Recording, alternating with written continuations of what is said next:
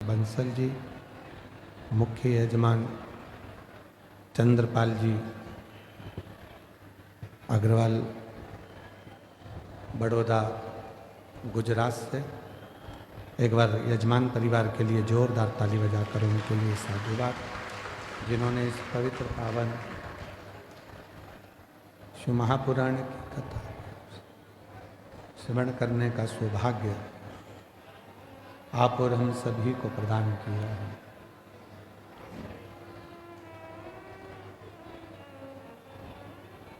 शिव कृपा भगवान शंकर की जब उदारता होती है,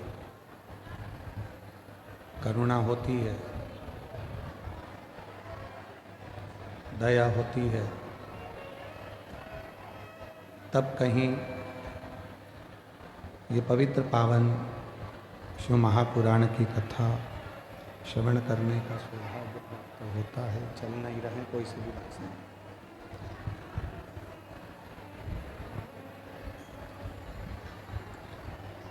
कल कथा में वर्णन किया था कि जो श्वासों में रमण कर रहे हैं वही शिव है।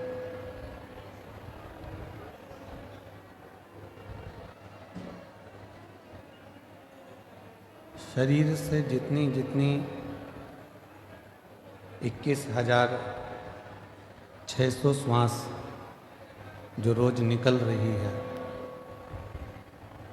वो 21,600 श्वास में जो श्वास के रूप में प्रतिदिन निकल रही है, आ रहे और जा रहे हैं, वो शिव है, वो शंकर है।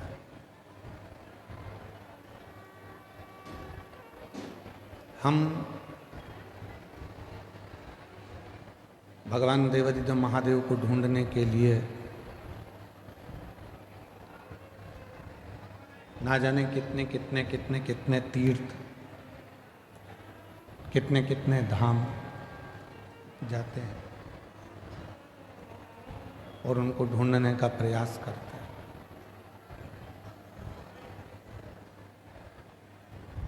पर शिव महापुराण की कथा कहती है कि शिव को ढूंढने के लिए बहुत दूर हमको जाने की जरूरत नहीं पड़ती। भगवान शंकर को यदि हमें ढूंढना ही है तो एकांत में बैठकर जब हम पंचाक्षर मंत्र नमः शिवाय, षडाक्षर मंत्र ओम नमः शिवाय का जप करते हैं या मुख से श्री शिवाय नमस्तुभ्यम कहते हैं, तो जितनी मौनता में, जितनी शांति में हम शिव को ढूंढने का प्रयास करते हैं, उतनी ही जल्दी शिव हमारी उन श्वासों में से हमको दर्शन जरूर देता है।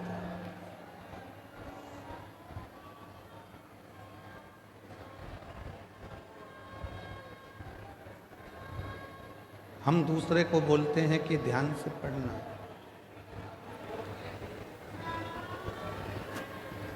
हम दूसरे से बोलते हैं कि ध्यान से पढ़ाई करो, ध्यान से गाड़ी चलाना,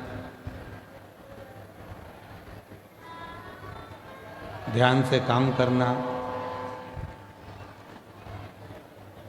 और ऐसा नहीं है कि केवल एक या दो ही लोग ऐसा बोलते हैं, बहुत सारे लोग।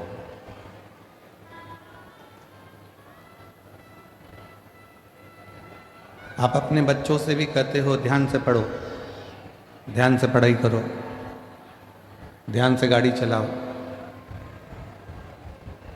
ध्यान से काम करो।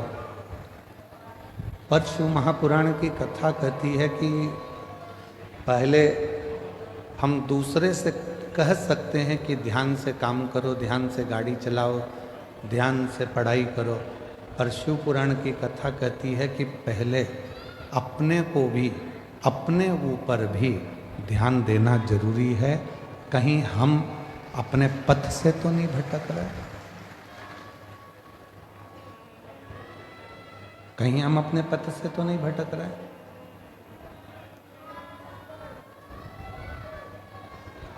जगत को सुधारने का कार्य करते हैं और मालूम पड़े कि हम अपने ही पथ से भटक जाएं तो वो श्रेष्ठ नहीं।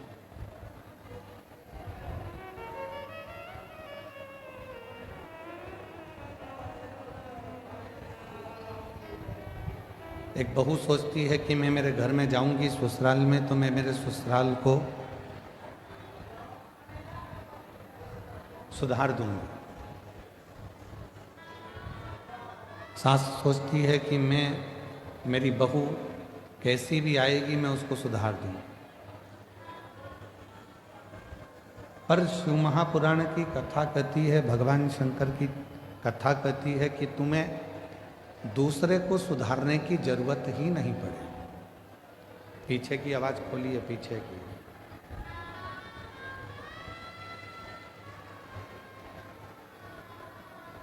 शिव महापुराण की कथा कहती है कि आपको दूसरे को सुधारने की जरूरत ही नहीं पड़े।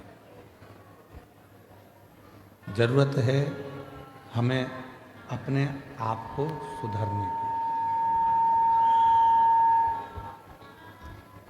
जरूरत है हमें अपने आप को सुधारने की। गायत्री परिवार वाले कहते हैं हम सुधरेंगे, जम के बोलो, युग सुधरेगा। हम बदलेंगे, युग बदलेगा। अर्थात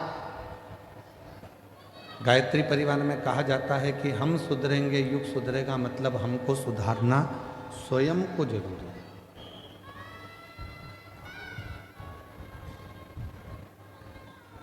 कई माताएं अपने अपनी बहुओं से कहती हैं कि शिव जी के मंदिर जाया करो, शंकर जी के मंदिर जाया करो। कोई बेटे से कहती हैं बेटा मंदिर जाया करो, कोई पति से कहती हैं कि आप मंदिर जाया करो।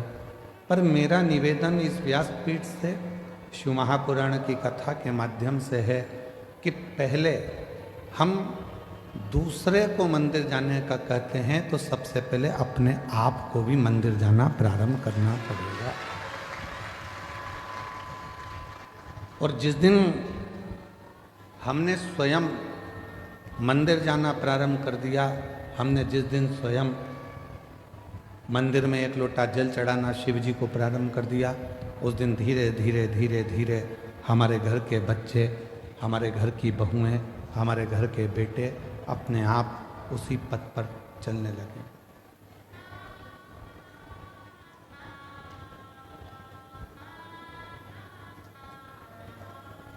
हम कहते तुम करो, बेटा तू मंदिर जा, बहू तू मंदिर जा, पर हम स्वयं ना जा पाए तो वो श्रेष्ठ नहीं। हमें खुद को जाना पड़ेगा, हमको स्वयं को पहुंचना पड़ेगा। और तेरे मंदिर में आना मेरा काम है, मेरी बिगड़ी बनाना तेरा काम है। जब आप अपना पिता मानकर भगवान शिव को, काल अधिपति महाकाल को, मेरे ओघड़दानी विश्वनाथ को, मेरे कुबरेश्वर महादेव को, मेरे शंकर भगवान को अपना पिता मानकर उसके करीब में जाकर बैठोगे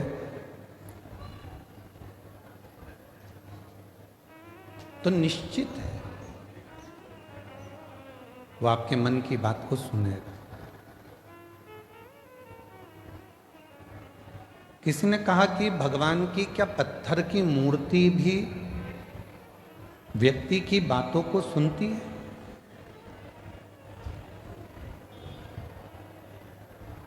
क्या पत्थर की मूर्ति हम जो कहेंगे वो सुनेगी? क्या वृक्ष हमारी बातों को सुनते हैं? क्या पशु पक्षी हमारी बातों को सुनते हैं? क्यों नहीं? एक घर की स्त्री, घर की नारी जब तुलसी जी में जल चढ़ाती है और प्रसन्न चित्त होकर जल चढ़ाती है तो तुलसी के पत्ते भी प्रसन्नता का भाव दर्शाते हैं। पीपल के वृक्ष में भी आप अगर प्रसन्न होकर जल चढ़ाते हो तो पीपल का वृक्ष भी प्रसन्नता देता है। वट वृक्ष में आप प्रसन्न होकर जल चढ़ाते हो तो वट वृक्ष भी प्रसन्नता का भाव देता है। बेलपत्री का छोटा सा पौधा है, उसमें आप प्रसन्न होकर जल चढ़ाइए तो वह बेलपत्र भी प्रसन्नता का भाव देता है।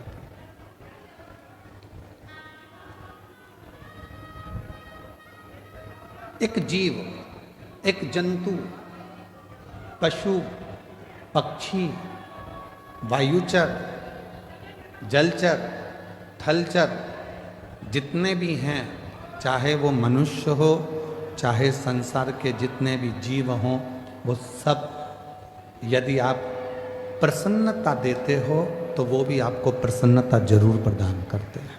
प्रसन्नता।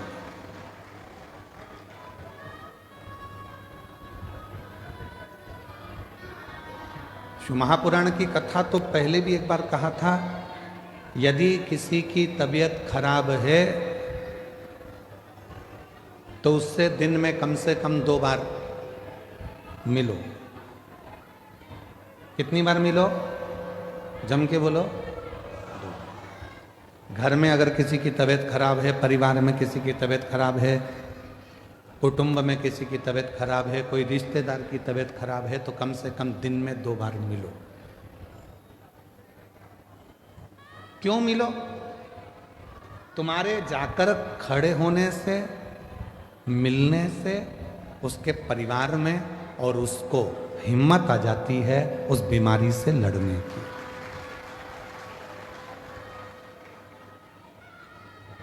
किसी की तबीयत खराब है तो दिन में जम के बोलो 2 बार मिलो।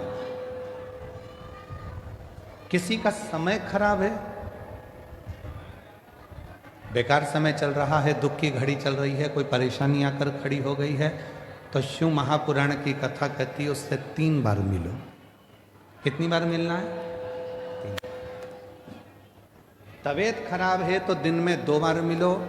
समय खराब चल रहा है तो दिन में 3 बार मिलो। कोई बात नहीं भैया, सब हो जाएगा, सब अच्छा समय आएगा, टेंशन मत लो। खड़े हो जाओ। उसकी दुख की घड़ी, उसकी परेशानी की घड़ी, उसकी संकट की घड़ी। महाराज, किसी की तबीयत खराब है तो दिन में 2 बार मिलो। किसी का समय खराब है तो दिन में 3 बार मिलो। चाहे वो मनुष्य हो, चाहे संसार के जितने भी जीव हों, वो सब यदि आप प्रसन्नता देते हो तो वो भी आपको प्रसन्नता जरूर प्रदान करते हैं। प्रसन्नता।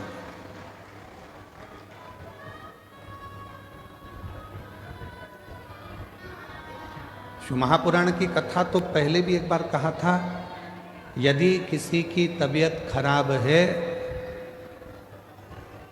तो उससे दिन में कम से कम 2 बार मिलो। कितनी बार मिलो?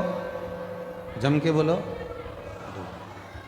घर में अगर किसी की तबीयत खराब है, परिवार में किसी की तबीयत खराब है, कुटुंब में किसी की तबीयत खराब है, कोई रिश्तेदार की तबीयत खराब है, तो कम से कम दिन में 2 बार मिलो। क्यों मिलो? तुम्हारे जाकर खड़े होने से, मिलने से उसके परिवार में और उसको हिम्मत आ जाती है उस बीमारी से लड़ने की।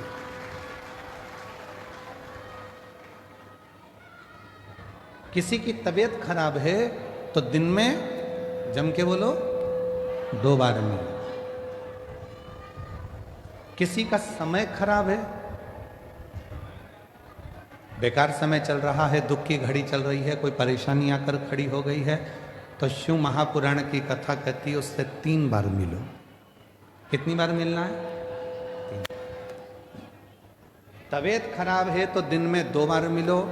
समय खराब चल रहा है तो दिन में 3 बार मिलो। कोई बात नहीं भैया, सब हो जाएगा, सब अच्छा समय आएगा, टेंशन मत लो। खड़े हो जाओ। उसकी दुख की घड़ी, उसकी परेशानी की घड़ी, उसकी संकट की घड़ी। महाराज, किसी की तबीयत खराब है तो दिन में 2 बार मिलो, किसी का समय खराब है तो दिन में 3 बार मिलो, और किसी की नीयत खराब है तो उसे सपने में भी मत मिलो। मान लो उसकी नीयत खराब है तो स्वप्न में भी उसको मत देखना, स्वप्न में भी उससे बात मत करो, मिलो ही मत। स्वास्थ्य खराब है, थोड़ा देर जाके मिल। आप लोगों से निवेदन है, आपके घर में बुजुर्ग माँ बाप रहते हैं, बूढ़े बूढ़े व्यक्ति रहते हैं, बेटों को फुर्सत नहीं है काम धंधे से, बहुओं को फुर्सत नहीं है अपने रसोई घर से और कार्य से, पर थोड़ा सा समय निकालकर 2 बार कम से कम अपने बुजुर्ग माँ बाप से बात करा कर। माँ कैसी हो, पापा कैसे हो, भाई कैसे हो, बहन कैसी हो, 2 बार। समय खराब चल रहा है, दुख की घड़ी है, परेशानी की घड़ी है, कष्ट की घड़ी है, कोई समस्या बहुत ज़्यादा पड़ी हुई है, कोई बहुत दुख की घड़ी में, समस्याओं की घड़ी में लोग घिरे पड़े हुए हैं, कोई समस्याओं की घड़ी में लोग घिरे हुए हैं, तो उस समय पर, उस घड़ी में, उस पल में, उस समय में, उस समस्या की घड़ी में कम से कम उसको 3 बार जाकर मिलना चाहिए। 3 बार।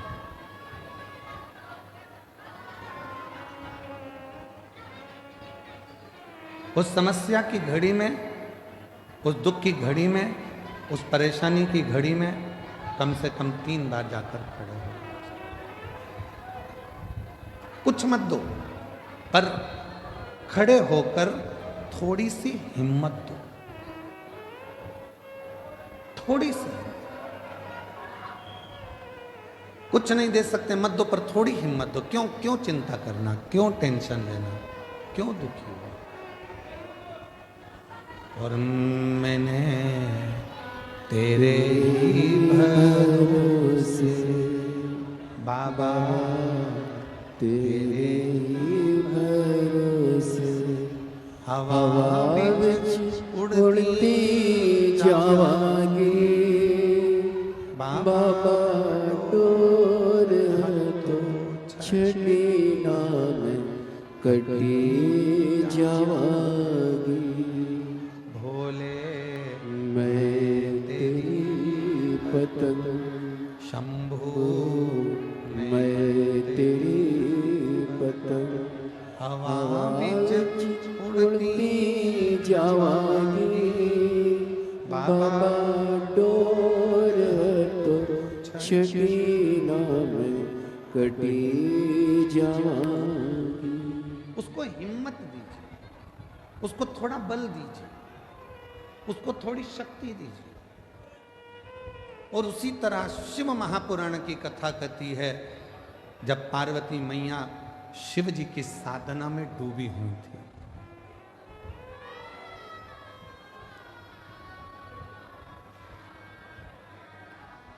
जब भगवान शंकर की साधना में पार्वती मैया डूबी हुई, तब करते करते करते करते बहुत वर्ष निकल गए, तो भी शिव प्रकट नहीं हुए।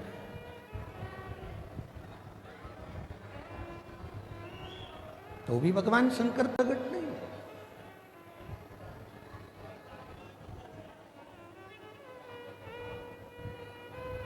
शिव प्रकट नहीं हुए।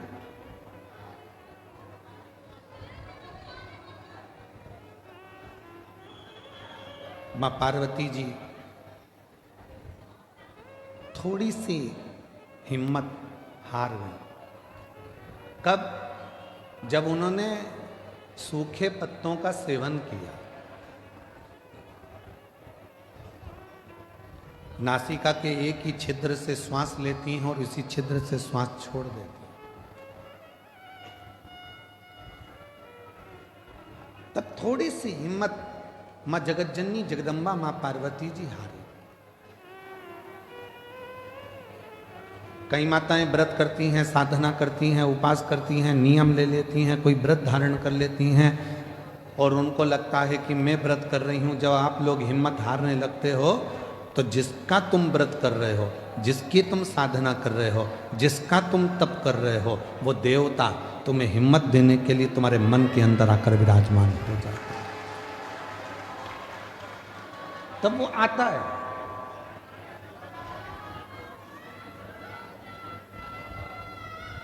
पार्वती मैया जब हिम्मत हारी तो भगवान देवाधिदेव महादेव माँ जगत जननी जगदम्बा पार्वती के सामने प्रकट।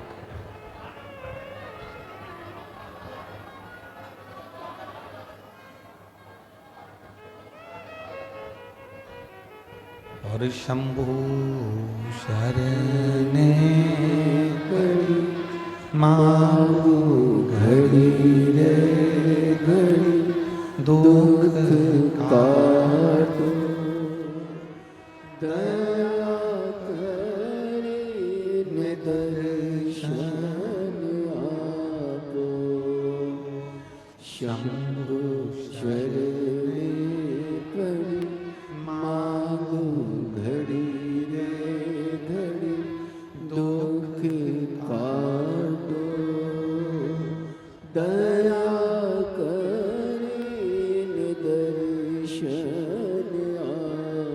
शिव पार्वती जी की साक्षी में उनको बल देने के लिए प्रकट, असली स्वरूप में नहीं। असली स्वरूप में शिव नहीं है। शिव स्वरूप बदल कर कभी शंकर भगवान ऋषि का रूप लेकर आते हैं और पार्वती को बल देते हैं। कभी शंकर भगवान मगर बनकर आते हैं, पार्वती को बल देते हैं। कभी शंकर भगवान पार्वती जी के सम्मुख में कोई स्त्री का रूप लेकर आते हैं, बल देते हैं।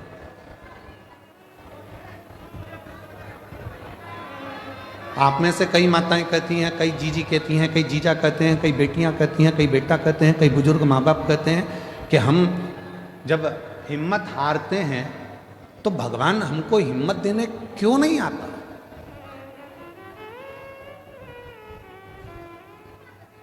भगवान को हिम्मत देने क्यों नहीं आता। शिव महापुराण की कथा कहती है, जब आप हिम्मत हारते हो, परिवार के भले ना आए पर तुमने जो एक लोटा जल चढ़ाया है वो शंकर तुम्हारे सामने खड़े होकर रूप बदलकर किसी रिश्तेदार का स्वरूप धरकर, किसी परिचित का स्वरूप धरकर, कोई अपनों का रूप रखकर, कोई परिचित का रूप रखकर, कोई रिश्तेदार का रूप रखकर मेरा देव अधिदेव महादेव आकर हिम्मत जरूर देता है और तुमको जिंदगी जीने का एक तरीका सिखाता है।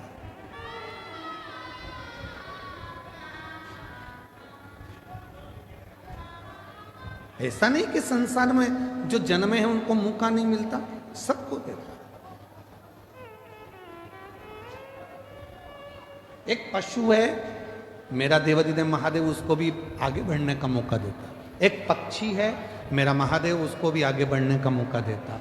एक जीव जंतु है, मेरा महादेव उसको भी आगे बढ़ने का मौका देता। और एक सांसारिक मनुष्य है, उसको भी आगे बढ़ने का मौका मेरा देवाधिदेव महादेव देता। ऐसा नहीं है कि मेरे शिव जी मौका नहीं देते।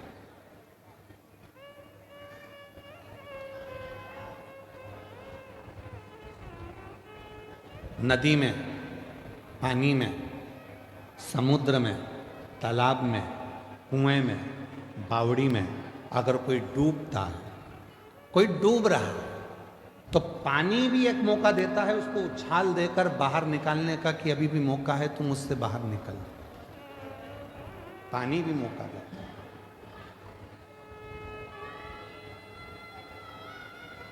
वो परमात्मा हर जगह मौका देने के लिए तैयार बैठा है।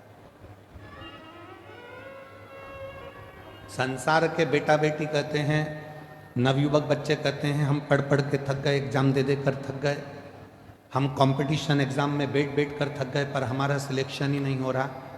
ऐसा नहीं है, तुम देते रहो, मेहनत करते रहो, अपनी पढ़ाई को 4 गुना बढ़ाओ, अपनी विद्वत्ता को 4 गुना बढ़ाओ, अपनी रात दिन एक कर दो और आखिरी में शंकर भगवान पर शहद लगाकर एक बेलपत्री समर्पित कर कर फिर परीक्षा में जाकर बैठिए, बाबा आपको सफलता जरूर देंगे, आपको सफलता मिलेगी। ऐसा कोई संसार में जन्मा नहीं जिसको परमात्मा ने आगे बढ़ने के लिए मौका नहीं दिया। उड़ने का मौका तो परमात्मा देते ही हैं। और अगर आप लोगों ने देखा हो, हम तो बड़ौदा में नहीं रहते, हम गुजरात में नहीं रहते, हम तो मध्य प्रदेश में रहते हैं, पर हमने वहाँ देखा है। आप लोगों ने यहाँ पर देखा है कि नहीं देखा मालूम नहीं। बारिश में एक होती है चींटी, एक होता है चीटा। बोलो बोलो, देखा है कि नहीं देखा? समय एक ऐसा आता है कि भगवान वो चींटी को भी पर दे देता है और चीटे को भी पर देता है कि उड़ ले, तू भी उन्नति की ओर बढ़ ले, तू भी आ। अब जरा विचार करिएगा कि वो परमात्मा जब चींटी को पर दे सकता है, वो परमात्मा जब चीटे को पर दे सकता है, पर उस चीटे और चींटी में भी कोई कोई चींटी चीटे ऐसे रहते हैं पर मिलने के बाद भी वो उड़ते ही नहीं हैं, वो आगे बढ़ते ही नहीं हैं। संसार में ऐसे लोग भी हैं कि उनको मौका मिलता है तो भी उस मौके का वो फायदा ना उठाकर वहीं की वहीं पड़े रहते हैं और आगे बढ़ नहीं। उसने चींटी को भी पर दिया, उसने चीटे को भी पर दिया कि तू बढ़ ले, आगे बढ़ ले। ये 7 दिन की शिव महापुराण की कथा हो रही है। आज कथा का 6ठा दिन है, आज कथा की शिवरात्रि है।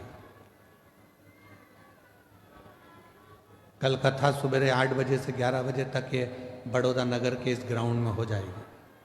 टीवी पर वही 2 बजे से 5 बजे तक आ जाएगी। 7 दिन दिए परमात्मा ने, मौका दिया परमात्मा ने कि मैंने तुझे पर दिए हैं। अभी भी अगर तू विपदाओं में घिरा है, दुख में घिरा है, तकलीफों में घिरा है, कष्ट में घिरा है, परेशानियों में घिरा है, तो तेरे बड़ौदा नगर में भोलानाथ डमरू लेकर आया है और तू डमरू के नाद को, डमरू के शब्द को श्रवण, वो मौका दे रहा है। उसके बाद भी अगर हम श्रवण ही ना करें, धारण ही ना करें, तो वो जीवन बेकार। इसको कहते हैं शिव महापुराण ज्ञान यज्ञ। कौन सा यज्ञ है ये? जम के बोलो जरा। शिव महापुराण ज्ञान यज्ञ।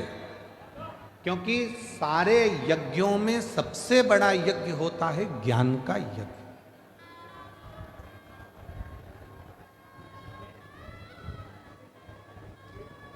भजन संध्या कराई,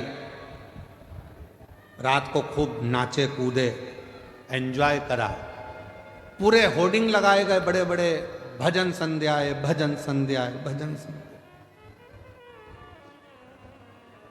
चौकी बिठाई, आज चौकी है, आज भजन संध्या है, पूरी रात लोगों ने एंजॉय करा। ठीक है, भजनों में नाचे आप, ठीक है, पर ज्ञान क्या लिया? ज्ञान क्या प्राप्त किया? बड़े बड़े यज्ञ हुए, उसमें आहुतियां छूटी, बैठने वाले बैठे, खर्च करने वालों ने खर्च भी किया, बहुत बड़े बड़े बड़े यज्ञ हुए, पर उससे हमने ज्ञान क्या लिया?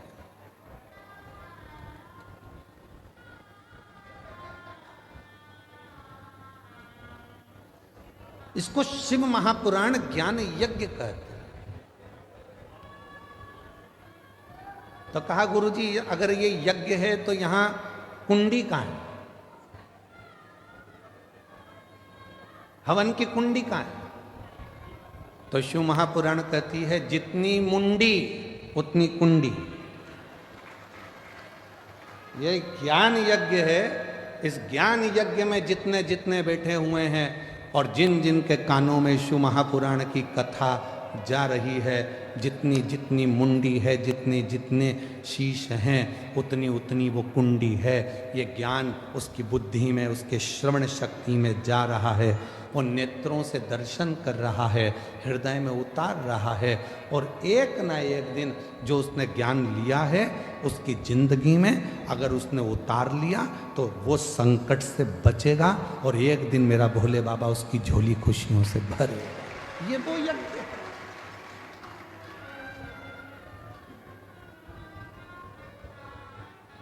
यहां व्यक्ति स्वयं आत्मा से परमात्मा को मिलाने का प्रयास कर रहा है,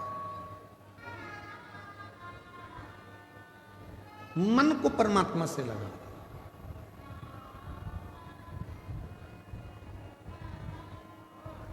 कभी किसी महाराज जी ने अपने प्रवचन में नहीं कहा कि शरीर को परमात्मा से लगाओ। कभी किसी महाराज जी ने, बड़े बड़े संत साधु ने भी अपने अपने प्रवचन में नहीं कहा कि इस तन को परमात्मा से लगाओ। किसी संत साधु गुरुजन ने नहीं कहा, किसी वक्ता ने नहीं कहा कि तन को परमात्मा से लगाओ। जिसने भी कहा एक ही बात कही, मन को, चित्त को परमात्मा से लगाओ,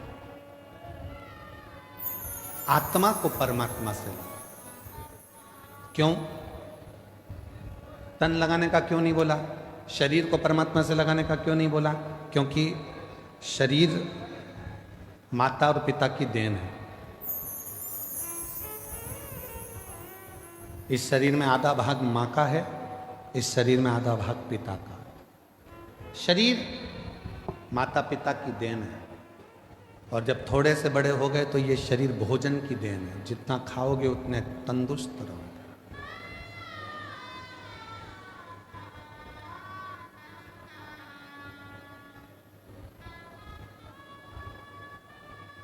घर, जमीन, जायदाद, पैसा, धेला, शरीर, ये सब दूसरों की देन है, दूसरों। पर उस देव अधिदेव महादेव मेरे शंकर भगवान की देन क्या है? शिव जी ने आपको क्या देकर भेजा था? तो कहा शंकर भगवान ने हमको ये आत्मा, ये मन, ये चित्त देकर भेजा। इसीलिए बड़े बड़े वक्ता हो, चाहे छोटे छोटे कथा वक्ता हो, चाहे कोई संत हो, साधु हो, सन्यासी हो, तपस्वी हो, साधक हो, वो आपसे कहते हैं अपनी आत्मा को परमात्मा में लगाओ, मन को परमात्मा में लगाओ, तन को नहीं, शरीर को नहीं, मन लगाने की बात करते हैं। क्यों? क्योंकि जैसे बच्चा घूम जाता है, माँ के पास आता है तो माँ उससे गले लग जाती है, उसी तरह ये आत्मा, ये मन जब संसार में भटक जाता है और जब हम एकांत में बैठकर शिव को भजते हैं, तब वो परमात्मा इस आत्मा को संभाल लेता है और हमें उन्नति के मार्ग पर ले जाकर छोड़ देता है। हम मन नहीं लगा पा रहे। और हमने पहले भी कथा में कहा है कि शिव महापुराण की कथा में तुमको सूचना मिल जाए कि कुबरेश्वर धाम से बाबा कथा के लिए आए हैं, तुमको सूचना मिल जाए कि शंकर भगवान की यह पवित्र कथा, ये कुबरेश्वर धाम की ये पवित्र धरा से चलकर ये शिव महापुराण यहाँ पहुँची है, तो आपसे निवेदन है, भीड़ बढ़ाने के लिए शिव पुराण में बिल्कुल मत जाना। तुम्हारी भीड़ बढ़ाने से तकलीफ हमको भी होती है। इतनी भीड़ में हम खुद ट्रैफिक में फंस जाते हैं। भीड़ बढ़ाने के लिए कथा में मत जाओ। कथा में अगर आए हो शिव महापुराण की तो भाव को बढ़ाओ। कितना भाव बढ़ा सकते हो, तुम्हारे भीतर कितनी परमात्मा की प्राप्ति कर सकते हो। मालूम पड़े तुम आ तो गए हो, मन लग नहीं रहा, बार बार उठकर जाना है, बाजू वाले को देखना है, उधर से आवाज़ आई तो उधर देखो, उधर से आवाज़ आई तो उधर देखो, है। और आधी टेंशन अपनी गाड़ी कहाँ रख कर आए हैं, तीसरा टेंशन बैग रखी थी कहाँ चले गया, चौथा टेंशन मेरी चप्पल पे कोई बैठ गया, पांचवा टेंशन वो मेरे को लेकर आए थे मेरे पति कहाँ चले गए, छठा टेंशन किससे झगड़ा करूं, किससे झगड़ा करूं। तो क्या मतलब का कथा में आने से? समय बर्बाद करने के लिए कथा में बिल्कुल मत आए हो। आज कथा की शिवरात्रि है।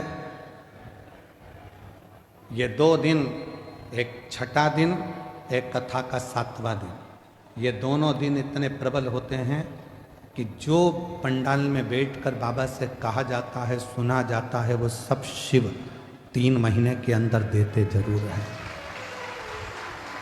इसीलिए लाखों की संख्या में शिव भक्त यहाँ आते हैं, इसलिए लाखों की संख्या में पहुँचते। और उसमें भी हम हमारी बुद्धि को, अपने चित्त को, इधर कोई पानी देने आया, कोई टॉफी देने आया, कोई सामान देने आया, भैया देना जरा, भैया देना जरा, भैया देना जरा। मांगना था उस भोलेनाथ से और मांगने में रह गए दूसरे से। मालूम पड़ा करोड़ों का धन छोड़कर 2 रुपए लेकर साथ चले गए। तो क्या मतलब, छोड़ो।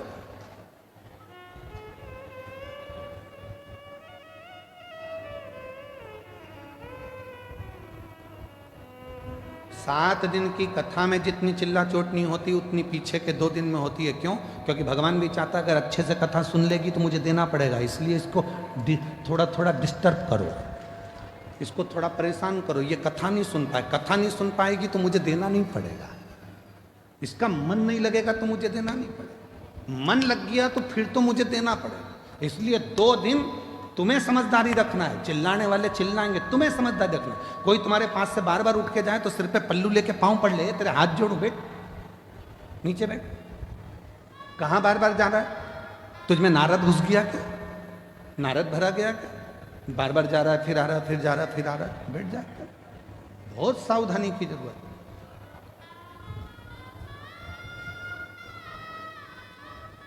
पता नहीं वो तो माघ के महीने में बड़ौदा वालों पर भगवान शंकर की क्या कृपा होना है, इसलिए यीशु महापुराण की कथा हो गई, वो पता नहीं, पर हो गई है, प्राप्त हो रही है। उसको ग्रहण कर लो, जितना ले सकते हो ले लो, जितना बटोर सकते हो बटोर लो। पूरे कथा के बीच में बाबा से अपने मन की बात का स्मरण करते रहो, बीच बीच में उसको याद करते हुए तुम्हारे चित्त को, आनंद को उस परमात्मा से जोड़ते रहो।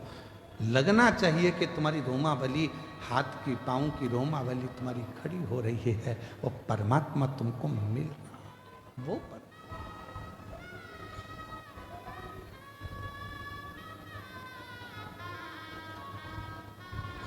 भाव की मूलता रखी, भीड़ की नहीं। पार्वती मैया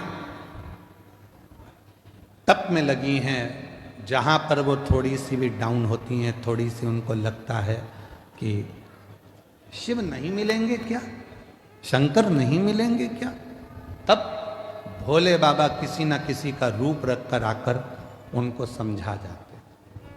तुम भी जिंदगी में जब जब डाउन होगे, तुम्हारे जीवन में जब जब तुम परेशानी की ओर बढ़ोगे और जब जब तुम्हारे जीवन में थोड़ी तकलीफ आएगी, अगर तुमने 1 लोटा जल शिव जी को चढ़ाया है तो वो मंदिर में से निकलकर महादेव तुम्हारे दरवाजे पर आकर तुमको समझाने का प्रयास।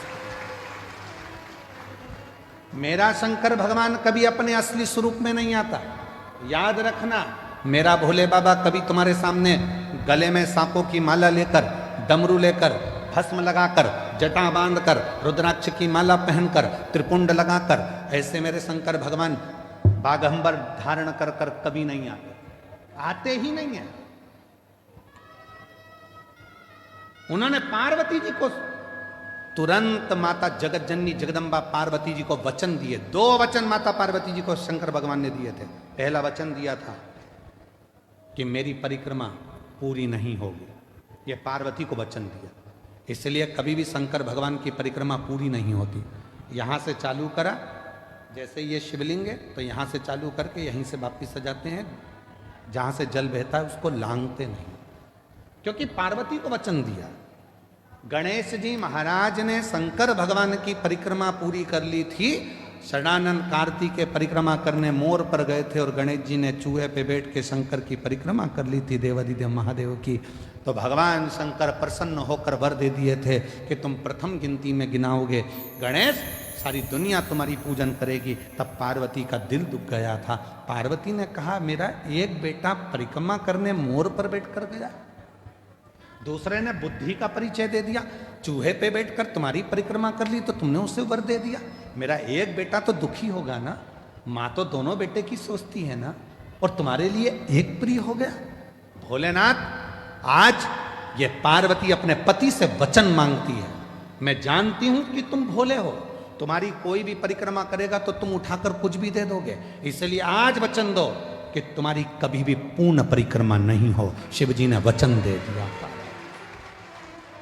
वचन कि मेरी पूर्ण परिक्रमा नहीं होगी, अधूरी परिक्रमा, पूर्णता में नहीं। शिव को पहचानो। और दूसरा, मां जगत जननी जगदम्बा भगवान शंकर से मांग रहे,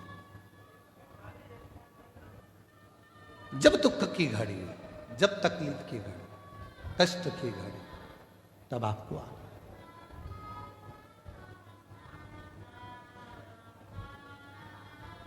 इस रूप में नहीं। क्यों? इस रूप में दिक्कत क्या है? गले में सांप पड़ा है, नीचे बाघंबर है, रुद्राक्ष की माला है, त्रिपुंड है, कंठ नीला है, भस्म चढ़ी है, इस रूप में क्यों नहीं? पार्वती जी ने कहा, मैं तुम्हें बताऊंगी, समय आने दो। समय आया। भगवान राम जी का प्रागट्य हुआ। शंकर भगवान दर्शन करने के लिए गए तो कौशल्या मैया ने शंकर भगवान को राम जी का दर्शन नहीं किया। फिर द्वापर आया, भगवान कृष्ण का प्रागट्य हुआ। भगवान शंकर फिर दर्शन करने के लिए गए तो यशोदा मैया ने लाला का दर्शन नहीं किया।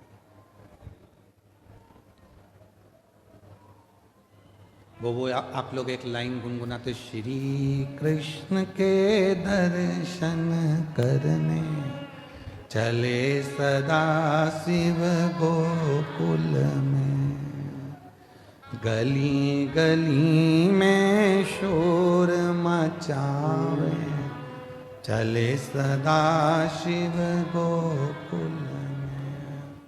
यशोदा जी ने दर्शन कराया था भगवान को? नहीं। बाबा, तुम्हारे गले में सर्प है, मेरा बच्चा डर जाएगा। बाबा, तुम्हारा वेश बड़ा विचित्र है, इसको देखकर मेरा बच्चा डर जाएगा। ना राम जी का दर्शन कौशल्या जी कराती हैं, ना कृष्ण भगवान का दर्शन यशोदा जी कराती हैं। तो माता पार्वती जी ने वचन मांग लिया कि आज के बाद तुम्हारा भक्त अगर तुमको बुलाए तो इस रूप में मत जाना, कोई रूप बदल कर, उसी के परिवार का रूप रखकर, उसी के कुटुंब का रूप रखकर, उसी का अपना कोई रूप रखकर तुम चले जाना। क्यों? तुम्हारा ये स्वरूप अगर कोई देखेगा तो वो आपको कलिकाल में, कलयुग में, अगर बड़ौदा की गली में तुम जिस बंगले में रहते हो और बंगले के बाहर आकर शंकर भगवान बेल बजाएं और बेल बजा के और अच्छा बढ़िया जोरदार, माता दरवाजा खोल, इतने में तो माता कुत्ते को छू कर दे। बोलो बोलो, सही है कि गलत है? बड़ी बड़ी वीआईपी कॉलोनी में आप लोग रहते हो, बड़ी वीआईपी गाड़ी में आप लोग घूमते हो, जरा विचार करिए, चौराहे पर अगर कोई मांगने वाला आ जाए ना तो तुम्हारी गाड़ी का कांच तुरंत चढ़ा लेते हो ऊपर, वो थपथपा रही है। अब जरा विचार करिए, कितनी विचारणीय बातें हैं। तुमने गाड़ी का कांच चढ़ा लिया,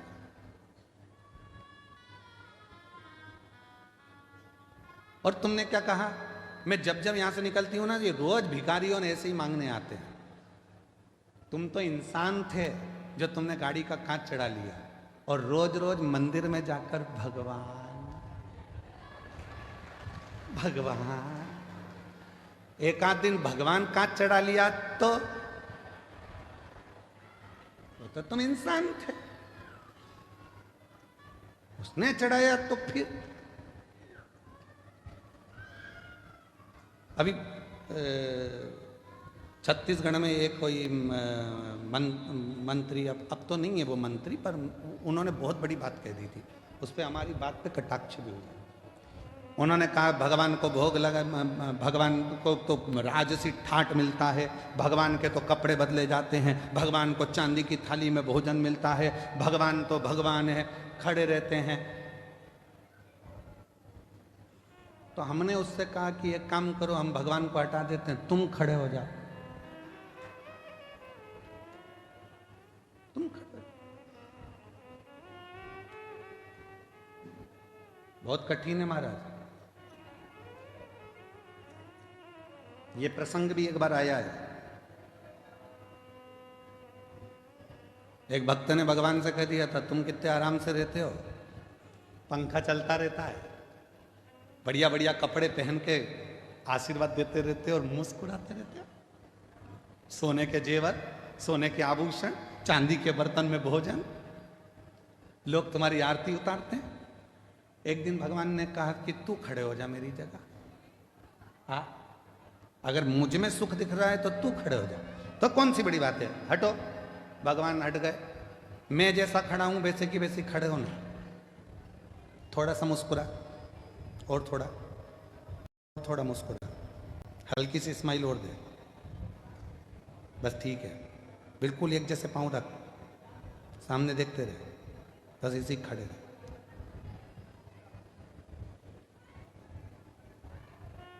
अब इतने में से नीचे से चींटा चढ़ गया,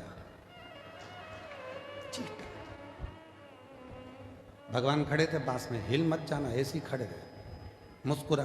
अरे काय का मुस्कुराऊं, काट रहा है। भगवान बोले हम भी तो मुस्कुराते, मुस्कुरा। फिर एक आई, भगवान मेरी बहू को छोड़ा दे देना। ये पीछे से बोला, इतनी बेकार है, इसको तो कुछ मत देना। भगवान बोले चुपचाप खड़े रहे।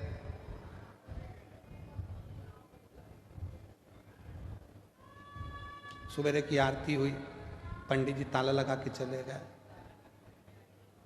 ये बोला हट जाऊं, भगवान बोले काहे को, मैं हटा था, मुस्कुरा। तो क्या अब तो कोई देख ही नहीं रहा, तो मुस्कुराऊं काहे को, मुस्कुरा, मुस्कुरा। शाम को पंडित जी आए, उन्होंने फिर आरती मारती करी, चांदी की थाली में भोजन लाके दिखाया। भूख लग रही है, भगवान बोले मैं खाता था, बस देखता था, देख ले, खाने को नहीं मिलेगा, मुस्कुरा। 2 दिन में चक्कर खा के नीचे गिर गया, भगवान के चरण पकड़कर बोला मैं इंसान इंसान ही रह सकता हूं, तू भगवान भगवान ही रह सकता। मेरे बस की बात नहीं है दुनिया के दुखड़े सुनना, ये मेरे बस की बात नहीं है। मैं मेरे बउओं के दुखड़े सुन लूं, परिवार के दुखड़े सुन लूं, वही काफ़ी है। तेरे पास तो दुनिया के इतने लोग आते हैं, दुखड़ा रोते हैं, और तू कितनी कृपा करता है तो भी मुस्कुराता रहता है। भगवान कहते हैं मैंने दुनिया में सबको मुस्कुराहट दी है, केवल प्रसन्न रहकर दुख कटता रहता है, दुख कटता है। और शिवजी ने पार्वती जी को भी यह प्रसंग सुनाया। एक बार तुमरुका जी आए और तुमरुका जी ने आकर कहा कि ब्रह्मा जी को सृष्टि की रचना का भार आपने दिया। शंकर जी बोले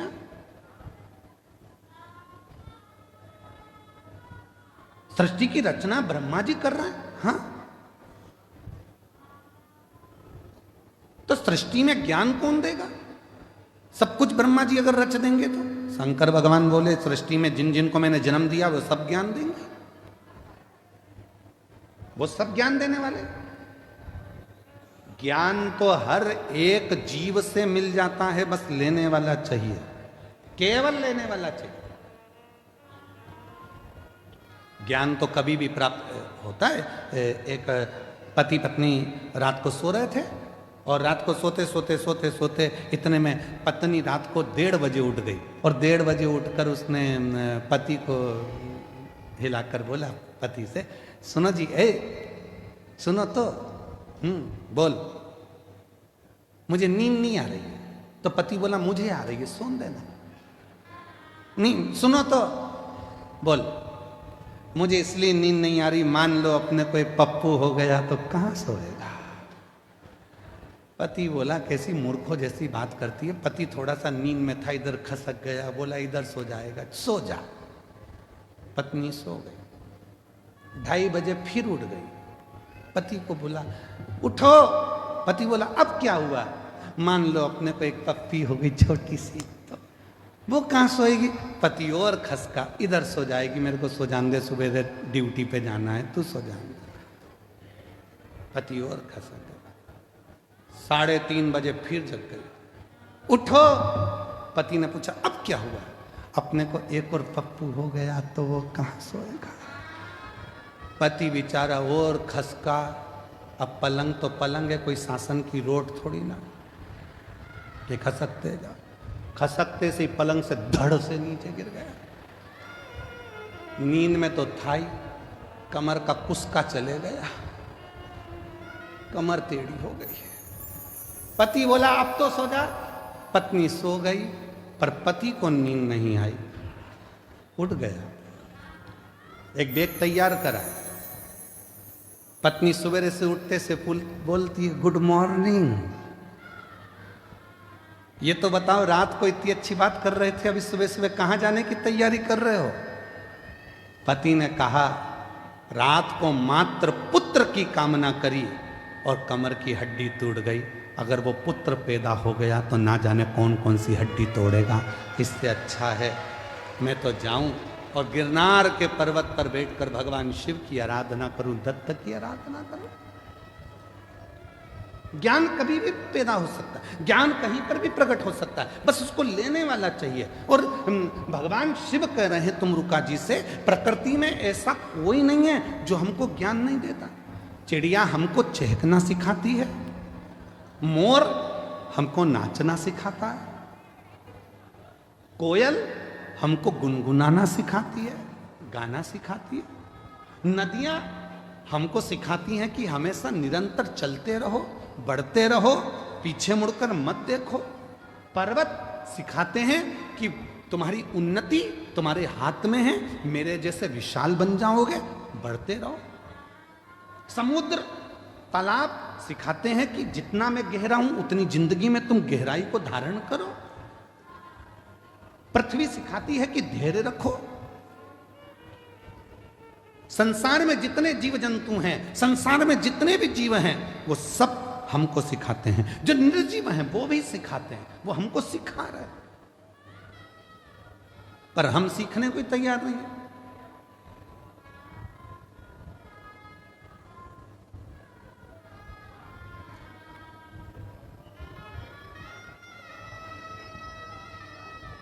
सास कहती है ये कल की आई हुई बहू की सुनूंगी मैं। सास के मुंह के शब्द रहते हैं कि कल की आई बहू की सुन के चलूंगी, उसकी सुनूंगी। बहू कहती है मैंने अपने बाप की नहीं सुनी तो तुम्हारी सुनूंगी।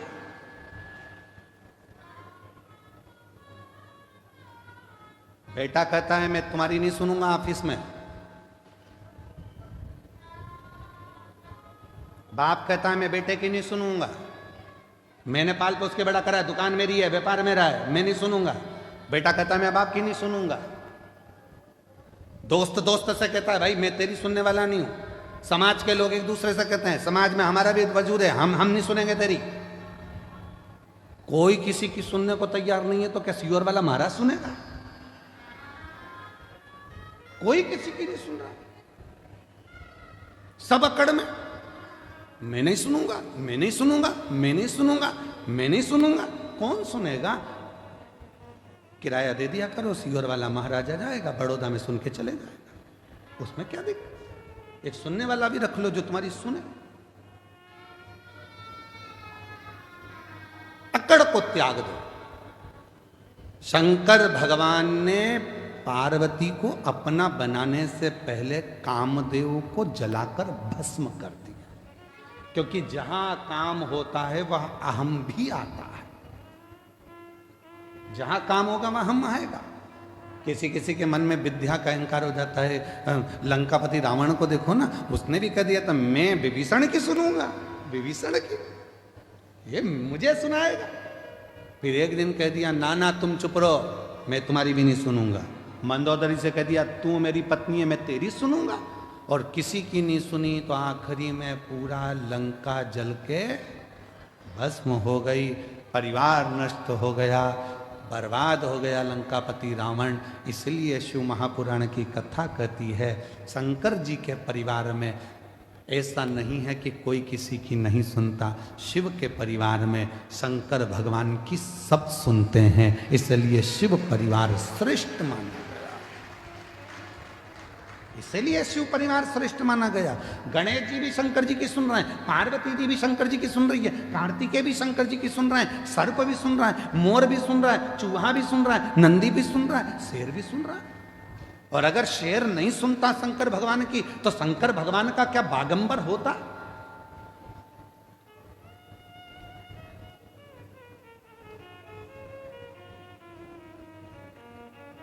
शिव जी क्या बागंबर पहनते?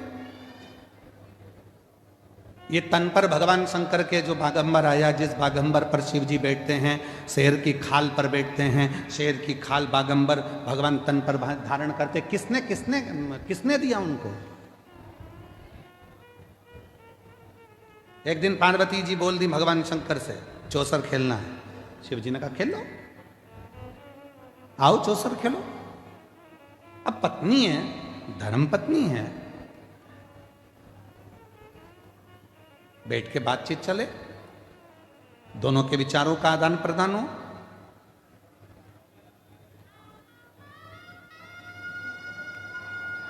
बहुत विचित्र समय है, पर हमको बड़ौदा में बहुत अच्छी चीज लगी है।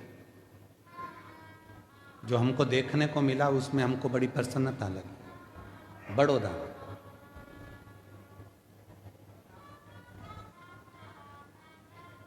बड़ौदा में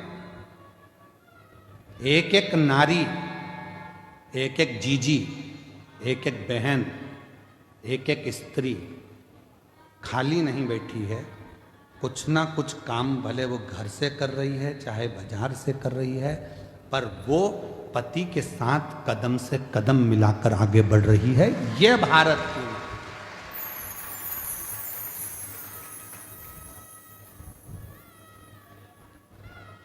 और पति कह दे कि मैं बड़ा, तुमसे बड़ी है वो। क्यों?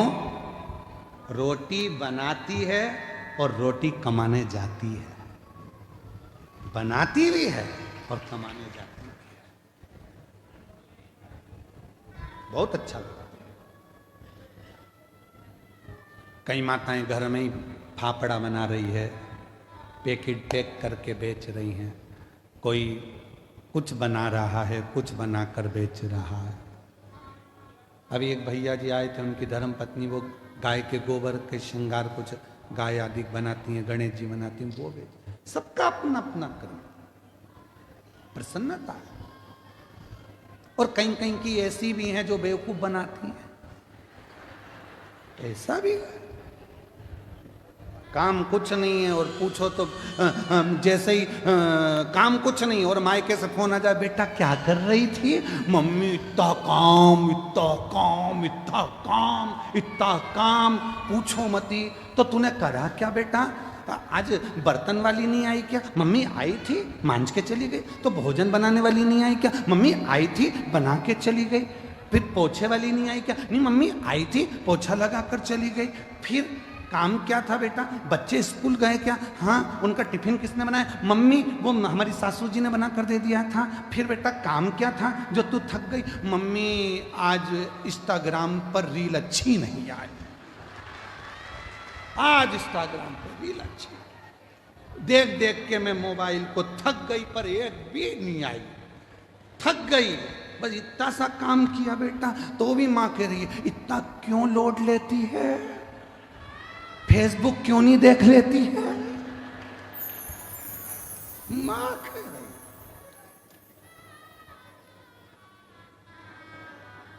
हे भगवान, देख तेरे संसार की हालत क्या हो गई भगवान।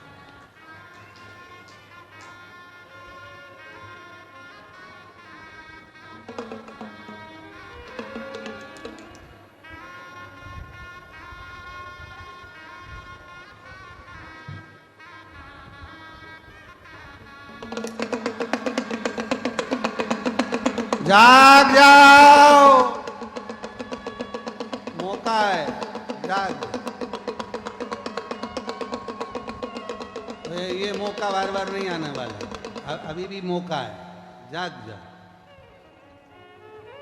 थक गए। मैं बड़ौदा की मेरी जीजियों को बहुत बहुत प्रणाम कर कर कहता हूं, मेरी जीजियों, आज तुम्हारा भाई इस कथा के पंडाल से बहुत खुश होकर जा रहा है कि मेरी जीजियां रोटी बनाती भी हैं और रोटी कमाती भी।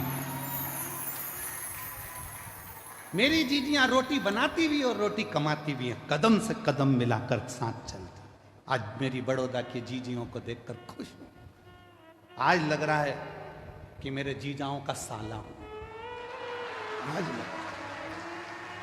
दमदारी है, प्रसन्नता है, आज अच्छा लग रहा है। अब तो तुम्हारी सास भी बुराई करेगी तो छाती तान के कह दूंगा मेरी बहन से मत बोल दियो। दमदारी है। उसने रोटी बनाती भी है और रोटी कमाती भी है। इसीलिए मेरा निवेदन है कि कोई भी स्त्री को, कोई नारी को, और तुमसे क्या चाहती है, क्या चाहती है? केवल 2 शब्द सम्मान। जितना तुम अपने बेटे से कहती हो ना, बेटा बहुत भूखा होगा, प्यासा होगा, ऐसा बहू जब नौकरी कर कर आए ना, उससे भी कह दिया करो, बेटा आज तू थकी हुई दिख रही है, कोई टेंशन है क्या बेटा? उसको उसकी माँ की याद नहीं आएगी, सास ही माँ बन जाएगी तो उसकी जिंदगी खुश है। तुझे तकलीफ है क्या बेटा? मीठे 2 बोल चल, मीठे 2, और कुछ नहीं। और मेरा बहुओं से भी निवेदन है, तुम्हारी सास को भी तुमसे ना धन, ना दौलत, ना संपदा, केवल उसको शुरू से उसको सम्मान मिला है। इसलिए 2 शब्द सम्मान के दिया करो तो वो बुजुर्ग माँ बाप भी आपके अपने। सम्मान, आदर।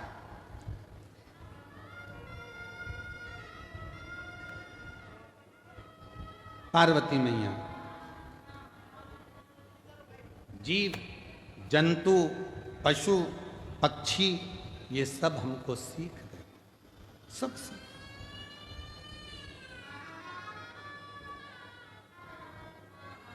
ऐसा कोई नहीं है जो हमें सीख ना दे, बस लेने वाला चाहिए कि हमको उससे कितना ग्रहण करना, हमने कितना प्राप्त करना, हम कितना लेना चाहिए। और जितना जितना आप उस आनंद के साथ उस जीव से सीखेंगे, सीखना चाहिए, ग्रहण करना चाहिए, रखना चाहिए, पर हम ले नहीं। और जो जैसी भावना लाया वो वैसा ही फल पाया, नहीं खाली उसे लौटाया, वो मन ही मन हर्षाया। और कर दिया माला माल काशी वाले ने लुटा दिया भंडार, काशी वाले ने लुटा दिया भंडार, काशी वाले ने कर दिया माला माल, काशी वाले ने। अपने आप को हमें सुधारना। शिवजी आप इस स्वरूप को धरकर मत जाना, दर्शन नहीं मिलते। यशोदा जी ने आपको दर्शन नहीं दिया कृष्ण का, इसलिए शंकर भगवान अपने असली स्वरूप में नहीं आते, स्वरूप बदल गए। और इसीलिए शायद आप लोग वो श्रवण करे होंगे कि जब दर्शन नहीं मिला था तो अगली बार भगवान शंकर आए तो रूप बदल गया, रूप।